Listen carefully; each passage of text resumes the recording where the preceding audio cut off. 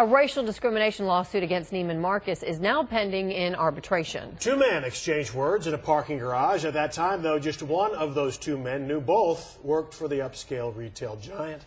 Fox 4's Sean Rabb joined us now to explain what happened, or at least what each side claims happened. Right. You never know where the truth is, usually somewhere in the middle, right, Sean? Exactly. Yeah. Jerry Fisher was the staff accountant at the time, Steve.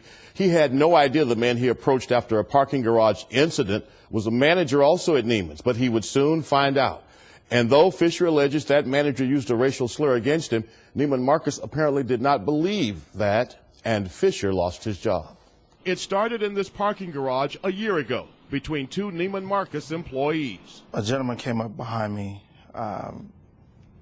almost like a road rage, and I thought he actually hit my car. Jerry Fisher says he put his car in park and got out to see what was going on, adding the other driver was cursing, using profanity, and calling me out of my name. The two men encountered each other in this parking lot while walking to work after both parked in that garage. Here is where they had a confrontation, and what they said to each other is in dispute. You could have got beaten up for something like that. And I